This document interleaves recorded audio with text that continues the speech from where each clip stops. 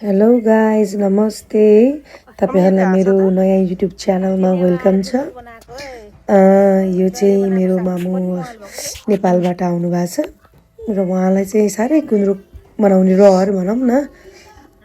बारीमा साग फलेथ्यो, त्यही छिप्पेको सागलाई चाहिँ टिपेर गुन्द्रुक बनाइदिन्छु भनेर गर्नुभएको थियो, तर साह्रै नै अमिलो चाहिँ बनेको छ है यो साग। अनि मम्मीलाई चाहिँ अब यहाँ के गरौँ भएर साग बनाउँदै बस्नु भएको छ। एन्ड यी चाहिँ मेरा दुई आँखाका नानी, मेरा नानीहरू साइक्लिङ गर्न जान्छु नि भन्दैछन् बाबासित।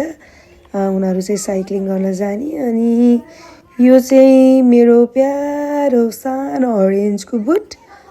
अनि यो चाहिँ भयो मेरो पोमोग्रानेट अनार, जुन चाहिँ मैले नयाँ रोपेको।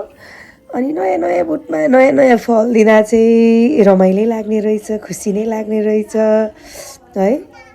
हेरौँ अब कस्तो फल्छ। अनि यो चाहिँ आँपको बुट, सागहरू, अनि फ्लावर्स। यो चाहिँ लिचीको बुट। अस्ट्रेलिया सिडनीमा लिची चाहिँ खासै बुट चाहिँ देखिँदैन, तर चाहिँ मैले ट्राई गर्नलाई चाहिँ रोपेको छु। यो भयो स्ट्रबेरी।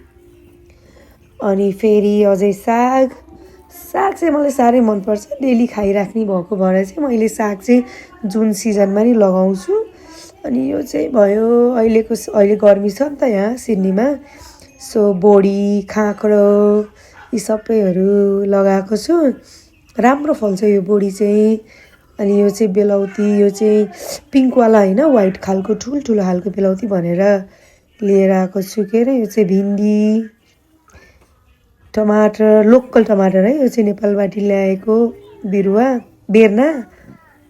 अनि के भन्छ, बिउ भन्छ कि बेर्ना भन्छ, हो त्यो रोपे। अनि त्यही त हो मेरो सानो गार्डन, ग्रोसरी गार्डन भनौँ न।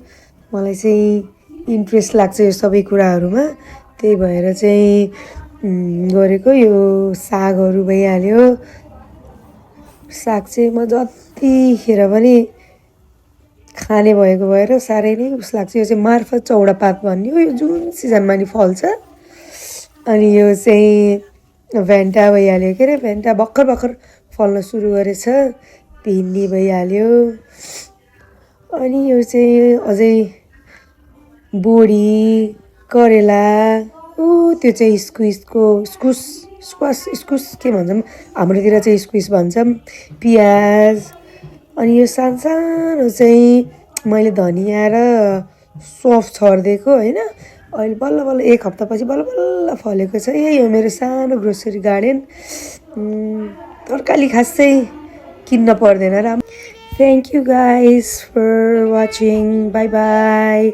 Happy new year everyone. By.